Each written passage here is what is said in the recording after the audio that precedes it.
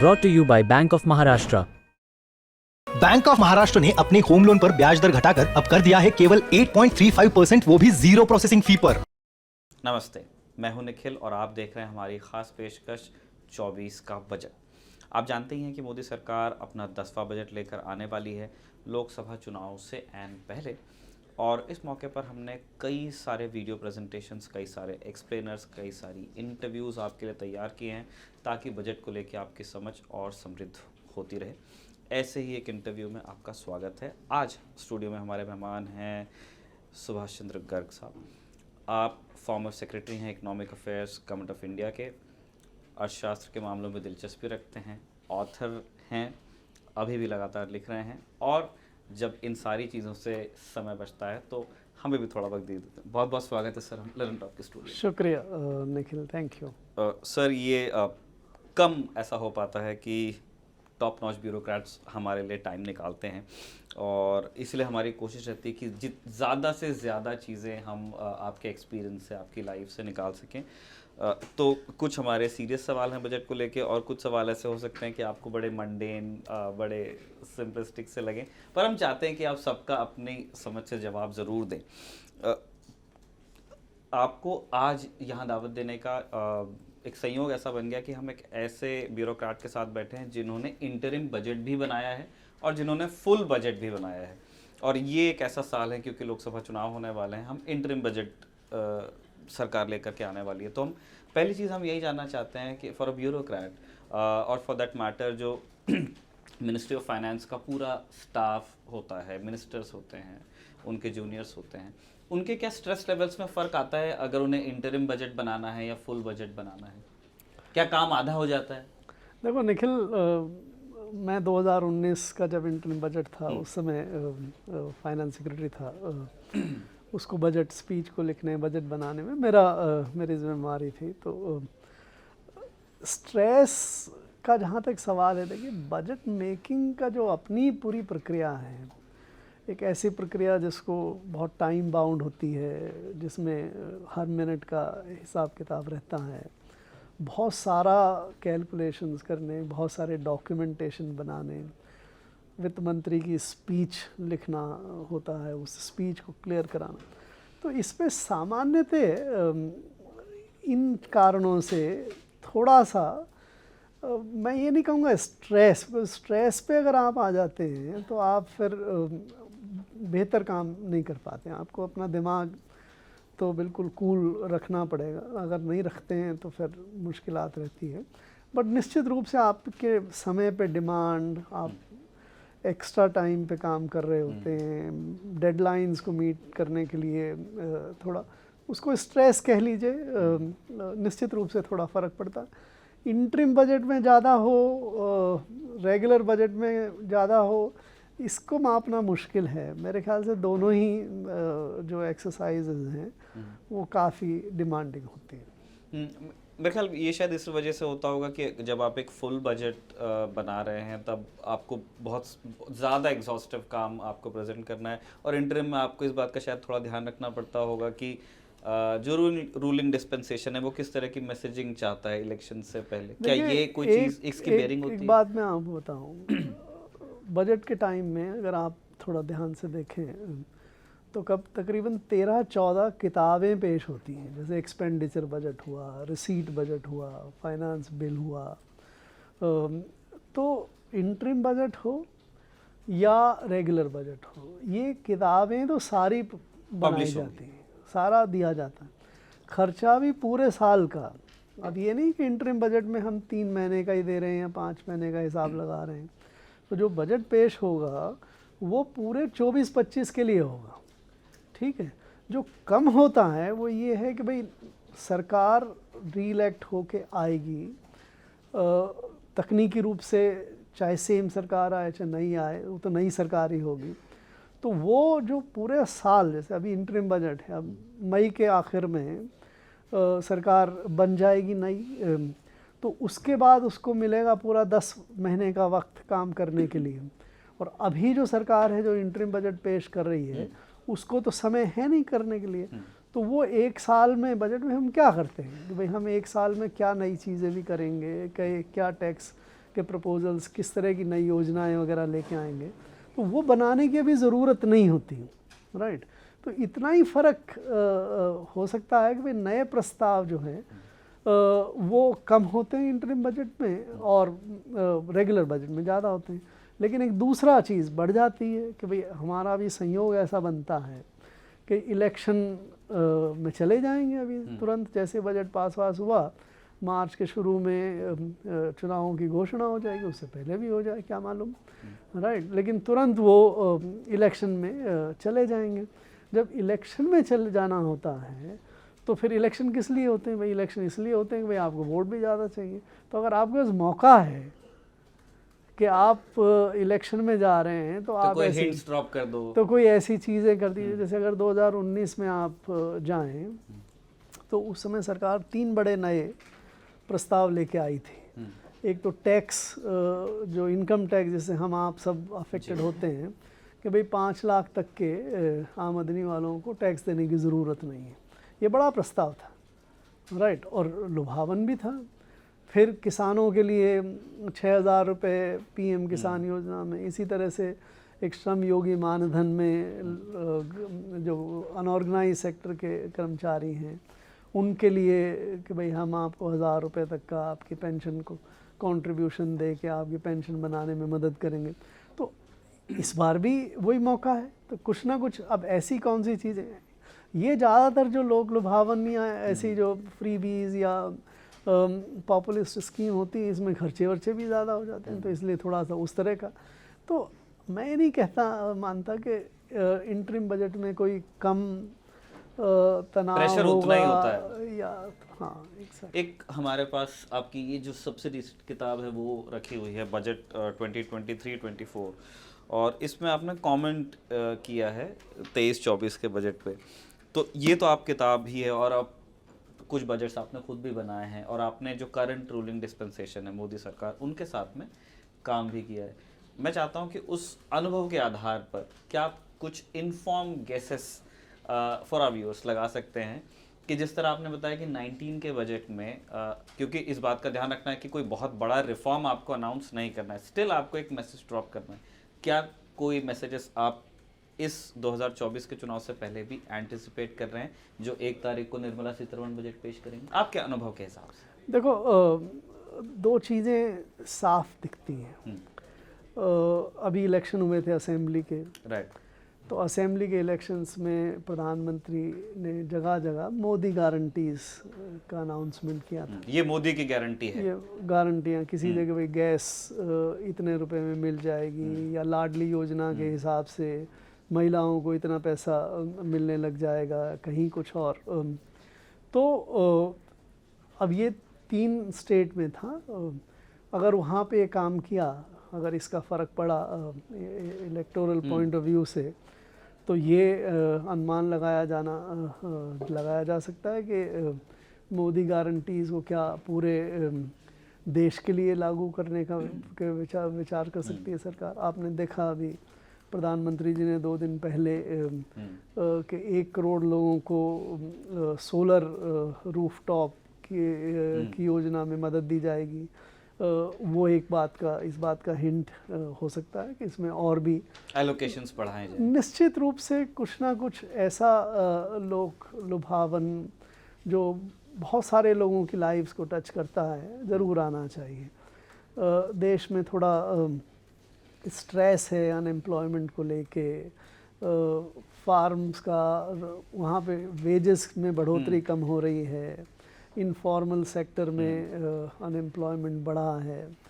तो जो कार्मिक वर्ग है, जो वर्कर्स हैं इनफॉर्मल सेक्टर का, सरकार ने अनाउंस किया था कि एक नया लेबर कोड लाएंगे, उसमें gig workers, platform workers, unorganised workers, इनके लिए कुछ करेंगे। अभी तक किया नहीं है, तो क्या ये मौका है कि उनको इसमें कुछ उनके लिए अनाउंस कर दिया जाए।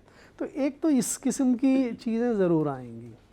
अब एग्जैक्टली क्या आएंगी वो तो हम नहीं कह सकते, वो तो उसके लिए आपको वित्त मंत्री के भाषण का इंतज़ार करना पड़ेगा। और दूसरा, सरकार ने पिछले 2-3 साल में कैपिटल एक्सपेंडिचर के नाम से, कैपिटल एक्सपेंडिचर कोई खास ऐसी बिना समझे आने वाली चीज़ नहीं है। बेसिकली आप यूँ समझिए कि कैपिटल एक्सपेंडिचर के माध्यम से सरकार रेलवेज़ में, रोड्स में, मेट्रोज़ में और बहुत सारी बिल्डिंग्स वगैरह बनाने में, इनमें काफ़ी इन्वेस्टमेंट करती है और उसका भी बिल्कुल साफ असर नज़र आता है क्योंकि विजिबल इंफ्रास्ट्रक्चर विजिबल है। अगर वंदे मातरम, वंदे भारत एक्सप्रेस इनाग्रेट करने का मौका मिले या ब्रिज या कई नई सड़कें, इन परियोजनाओं का, तो उससे लोगों पे असर बेहतर पड़ता है। तो कैपिटल एक्सपेंडिचर के बारे में मेरा ये समझ है कि सरकार भी और लोग भी ये मानते हैं कि ये अच्छा कार्यक्रम है। तो अगर ये धारणा है, उसकी एक्सेप्टेबिलिटी ये है, तो इसमें और बढ़ के आ सकता है। तो ये दो बातें मुझे लगता है कि ऐसा होना चाहिए। एक चीज़ हम अपने सारे ही एक्सपर्ट्स जो अभी आ रहे हैं 24 का बजट जो हमारी सीरीज चल रही है, हम उनसे पूछ रहे हैं कि केपेक्स सरकार अपनी जेब से पैसा खर्च करने का वो विल शो कर रहे हैं और वो एलोकेट भी करते हैं, ईयर ओवर ईयर वो बढ़ाते ही जा रहे हैं, बट वो प्राइवेट सेक्टर को उतना मोटिवेट नहीं कर पाए हैं उनके तरफ से कैपिटल एक्सपेंडिचर के लिए। इसके लिए इसकी कोई वजह आप पाते हैं? देखिए, सरकार, जबकि सरकार का दावा है और कुछ अंतर्राष्ट्रीय रेटिंग एजेंसीज का भी दावा है कि इंडिया इज डूइंग मोर और less better than other major economies.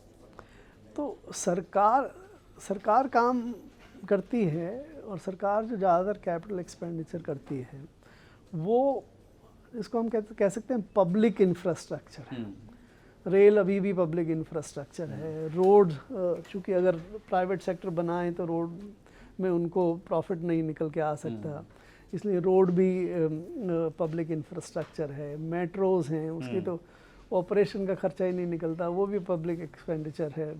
सारी बिल्डिंग्स वगैरह हम बनाते हैं, वो भी पब्लिक एक्सपेंडिचर है। डिफेंस में हथियार खरीदने में जो हम कैपिटल एक्सपेंडिचर करते हैं वो, तो सरकार को इन चीज़ों में करने में आसानी होती है क्योंकि सरकार या तो टैक्स से पैसे लेके या कर्जा लेके खर्च कर सकती है। बट प्राइवेट सेक्टर इनमें नहीं करेगा, क्योंकि प्राइवेट सेक्टर को कोई भी इन्वेस्टमेंट करने के लिए ये ज़रूरी है कि उसके आखिर में उसको कुछ प्रॉफिट कमाने या रिटर्न लेने में मिलना चाहिए।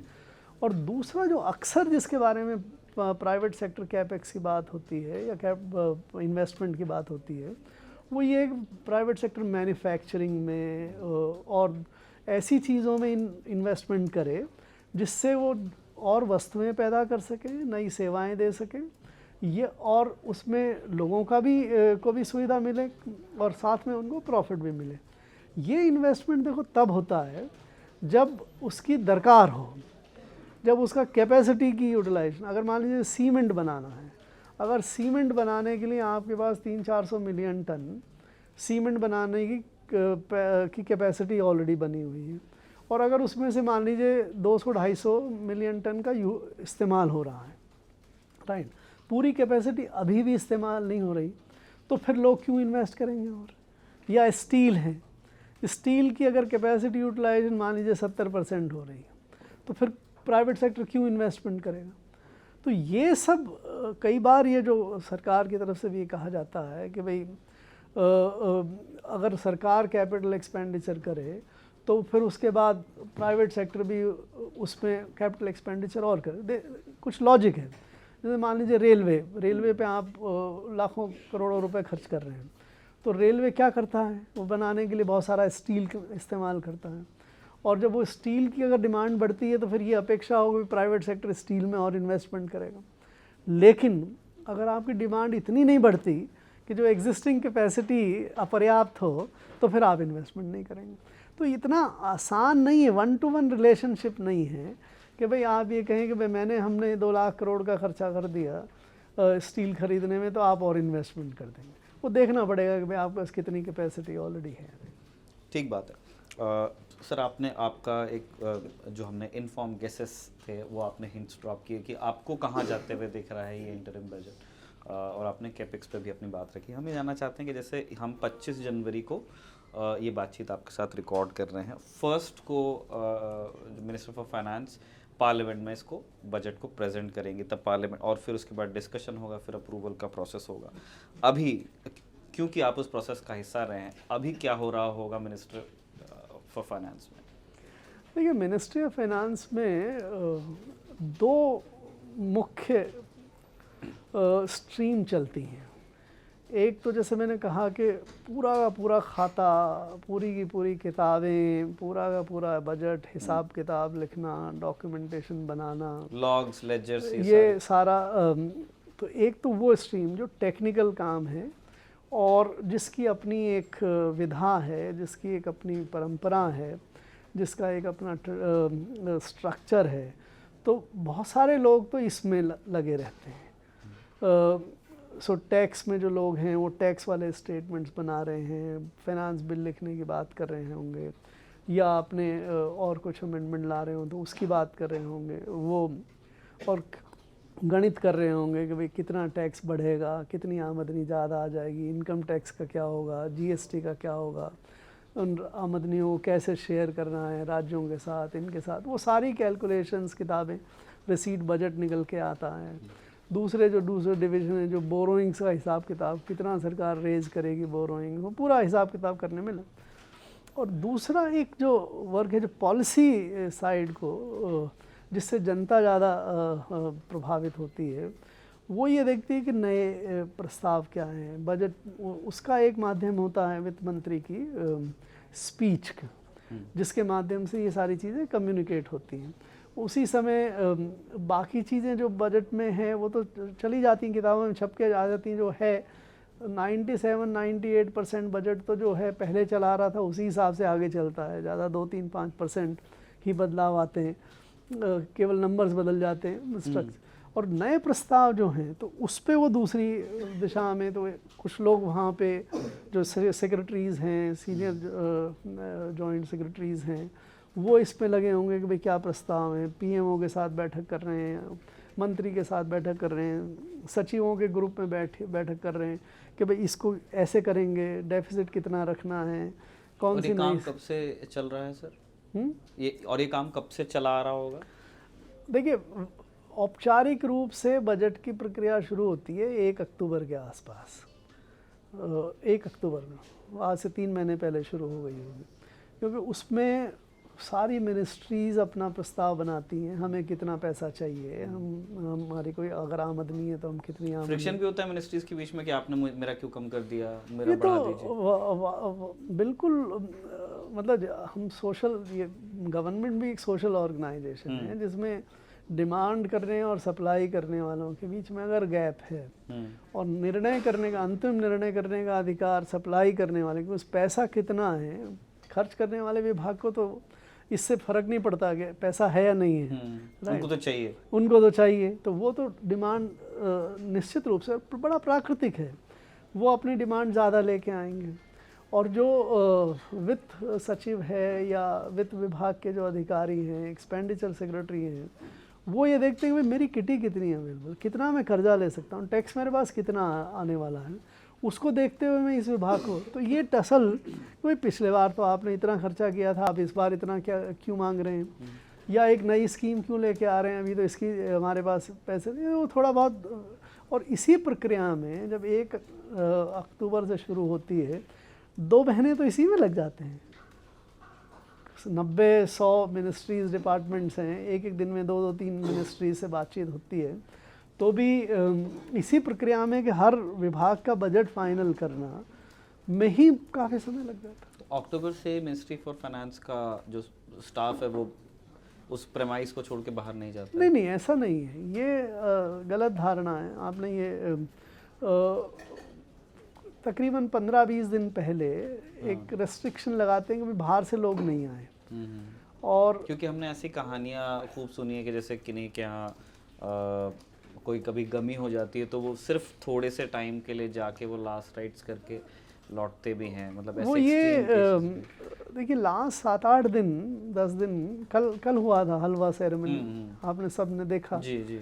तो वो हलवा सेरेमनी जो है वो इस बात को सिग्निफाई करती है कि करीब 100-125 जो लोग हैं जो बिल्कुल बजट को प्रिंट करने में जुड़े हुए हैं, बजट को आखिरी शब्दों की, लाइनों की, इनको फाइनल करने और उसको प्रिंट करने, क्योंकि जो फाइनली चला जा रहा है प्रिंट में वो अंतिम है और उसको लीक नहीं होना चाहिए, उसके बारे में किसी को पता नहीं लगना चाहिए। ये कॉन्फिडेंशियल डॉक्यूमेंट ये बिल्कुल कॉन्फिडेंशियल सीक्रेट डॉक्यूमेंट है। जब तक असेंबली लोकसभा में पेश नहीं हो जाए तब तक अगर इसके बारे में कोई जानकारी किसी को मिल जाए तो इवन सरकार भी कर सकती है भाई ये कैसे लीक हो रहा है। तो इतनी कॉन्फिडेंशियलिटी उसकी है, सीक्रेटिवनेस उसकी है। तो फिर ये 100-125 जो लोग इस काम में जुड़े होते हैं, मशीनें वहीं पे ही हैं, प्रिंटिंग मशीन वहीं पे सब लगी, उनका इन हाउस है, वो सब वहाँ लगा हुआ, इसीलिए तो वहीं पे उनको रख देते हैं। उन्हें वहीं इनका खाना पीने का इंतज़ाम करते हैं। जो लोग ज़्यादातर ये वर्कर्स हैं जो मशीन चला रहे होते हैं, कागज़ों को फीड कर रहे होते हैं, कागज़ों को काट करके बाइंड कर रहे होते हैं। आप लोग घर जाते हैं? हम तो सब घर जाते हैं निश्चित रूप से। वो जो एक तरह से फोर्ट कह लीजिए, वो एक हमारे जो जॉइंट सेक्रेटरी बजट हैं उनके चार्ज में होता है। वो उनकी अनुमति से कोई वहाँ अंदर और बाहर जा सकता है। इवन सेक्रेटरी मिनिस्टर भी जाते हैं, तो एक तरह से उनके परमिशन से जाते हैं सोडो से, क्योंकि अच्छा आपको भी इन्फॉर्म करना पड़ता है? हाँ बिल्कुल, हम सबके पास बनते हैं उसमें जाने के लिए। अच्छा। हम अपने कमरे में बैठ के काम कर रहे हैं, वहाँ कोई दिक्कत नहीं है, लेकिन उस जो जहाँ पे जहाँ पे बेसमेंट पे जहाँ पे प्रिंटिंग प्रेस वगैरह लगी हुई है, वहाँ पे एक एंट्रेंस बनी हुई है। उस एंट्रेंस के अंदर केवल आपके पास, आप भी नहीं ले जा सकते अपना मोबाइल फ़ोन, राइट। वहाँ पे कोई अपना फ़ोन नहीं ले जा सकता, क्योंकि अगर मोबाइल पे आपने किसी ने कुछ कम्युनिकेट कर दी किसी, तो ये जो आप कह रही है वो एक्सट्रीम से कोई इंसिडेंस कभी हो जाता है कि भाई आप उनमें से हैं जो एक 100-125 लोग हैं और जो उसमें अंदर हैं और आपका काम है 10 दिन तक, जिस दिन तक बजट छप के बाहर निकल जाएगा तब तक आप नहीं जाएंगे, और आपके परिवार में कोई कमी हो गई तो फिर क्या करें, क्योंकि आपको छोड़ भी नहीं सकते। अगर आपको छोड़ दिया और आपने अपनी मेमोरी के हिसाब से कुछ जो बाहर कह दिया तो फिर गड़बड़ हो जाएगी, राइट। तो ऐसी स्थिति में बहुत कम ऐसा कुछ आता है, तो या तो वो खुद ही ऑफिसर या कर्मचारी कि भाई ठीक है कोई बात नहीं, हो गई तो भी मैं यहीं रहता हूँ, मुझे अपना कर्तव्य निभाना ज़्यादा इम्पोर्टेंट है बजाय इसमें जाने। और वो बिल्कुल ही नज़दीक ऐसे हो तो फिर ठीक है, उसको या तो आप ट्रस्ट करते हैं इतना तो उसको छोड़ दीजिए, या फिर ये कि भाई 1-2 घंटे काम करके आप वापस आ जाइए। बट ऐसे वाकई कमी कभी कब आ रही है। आपने परंपरा की बात की, तो क्या हलवे का भी क्या कोई फिक्स रेसिपी है, या फिर वो पर्सनालिटी के हिसाब से, नहीं मुझे सूजी का चाहिए या मूंग का चाहिए? वो एक ये देखिए, ये किस लिए बनाया जाता है। अब आप 100-125 लोगों को अंदर रख रहे हैं, उनको रोजाना खाना खिला रहे हैं, तो आप शुरुआत ऐसे करिए ना, जैसे कम से कम उनको कुछ स्वीट है या तो एक हलवे बनाने की, भाई पहले दिन हलवे, बाकी दिन भी मिठाई उठाई बनती है, ऐसा नहीं मानिए और नहीं बनती होगी, कुछ ना कुछ ज़रूर बनते हैं। उनको ऐसा सूखा खाना नहीं मिला, लेकिन एक गुस्से के साथ भाई आज ये हलवा सेरेमनी हो गई, तो हलवा इज़ नॉर्मल, आई थिंक सूजी का हलवा बनाते हैं वो। और उस दिन के बाद से अंदर और बाहर का फ़र्क हो गया, जो अंदर रह गए वो अंदर रह गए, बाहर से जो हैं वो केवल परमिशन और बहुत ही ऑथराइज पूरी स्क्रूटनी के बाद वहाँ पे फोर्स लग जाती है CRPF के और इनके लोग के एक एक चीज़ को पूरी तरह स्क्रूटनाइज को, ये रिस्क नहीं ले सकते हैं। ठीक है सर, बजट पे आपने अपना विजडम दिया है हमारे दर्शकों को। हम जानना चाहते हैं कि इकोनॉमिक सर्वे भी गवर्नमेंट को पेश करना है, उनकी ड्यूटी है, वो ड्यूटी बाउंड है, उनको रखना पड़ेगा पार्लियामेंट में।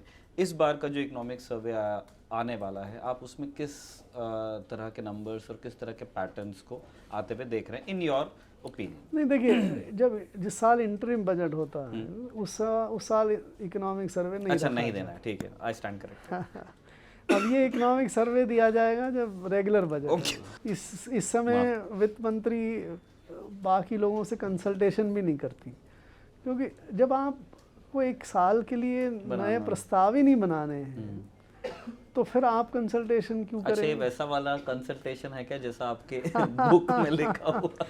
वो कंसल्टेशन इसमें नहीं होते। अच्छा, जो इंडस्ट्री के स्टेक होल्डर्स के साथ में मीटिंग्स, एग्रीकल्चर, इकोनॉमिस्ट, वो सब लोगों के साथ एक परंपरा है कि जो लोग समझते हैं बजट के बारे में और जिनके ज़्यादा इंटरेस्ट हैं, तो उनसे पूछा जाए कि भाई आपके हिसाब से क्या होना चाहिए। जिन दर्शकों ने हिंट पकड़ी नहीं है, मैं उनको बता देता हूँ। जब आपने वित्त मंत्री निर्मला सीतारमण के साथ मिलकर वो रेगुलर बजट था, वो एक रेगुलर बजट था और उसमें आपको कोई मीटिंग्स करनी थी इंडस्ट्री स्टेक होल्डर्स के साथ में, और उसमें फाइनेंस मिनिस्टर को भी जाना था, तो एक छोटा सा गर्मा गर्मी वहाँ पे हो गई थी।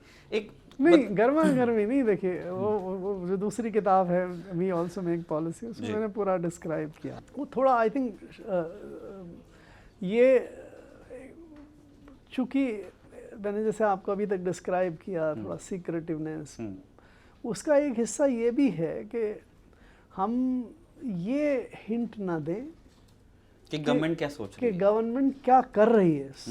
सोच रही तक तो भी फिर भी चल जाएगा शायद, लेकिन अगर सोच उसकी क्रेडिबिलिटी भी हो सकती है कि ये यही आ सकता है। तो अगर कोई भी बात आप ऐसी करें जिसमें बिकॉज मार्केट जो है या जो भी लोग आए वहाँ पे वो डेफिनेटली इंटरप्रीट, उनका इंटरप्रिटेशन करने का वो भी अपना कुछ लेने ही आए हैं। तो अगर उनको लगता है कि ये ऐसा बात कह रही हैं या कह रहे हैं सेक्रेटरी या मिनिस्टर, तो ऐसा हो जाएगा, तो वो कम्युनिकेट ना करें। इसलिए, और उद्देश्य क्या है इस डिस्कशन का? उद्देश्य ये होता है कि भाई उनसे पूछा जाए कि आप क्या चाहते हैं और क्यों चाहते हैं। अगर कोई कहे कि भाई आप ये स्कीम ले आइए या कैपिटल एक्सपेंडिचर को इतना बढ़ाइए या फिस्कल डेफिसिट को इतना कम करिए या मैन्युफैक्चरिंग को बढ़ावा देने के लिए ये करिए या लेबर को ये फ़ायदा दीजिए या गरीबों के लिए ये स्कीम लाइए, तो आप क्या सोचते हैं आप बताइए। सरकार का बताने का टाइम तो तब आएगा जब बजट पेश करेंगे, प्रेजेंट किया जाए। अभी तो बताने का टाइम नहीं है, राइट।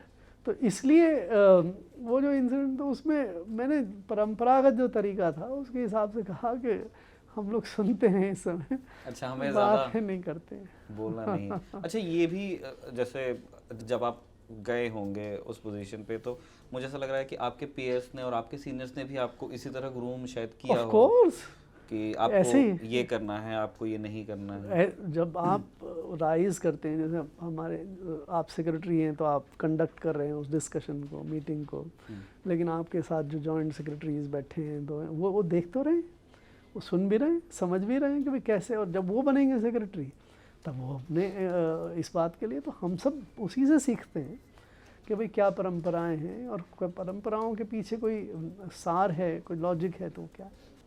ये बात काफ़ी क्लियर है कि क्योंकि ये इंटरिम बजट है, इसलिए कोई बहुत बड़ा पॉलिसी चेंज अनाउंस सरकार नहीं करने वाली। वो ऑब्वियसली जो नई सरकार होगी वो आकर के करेगी।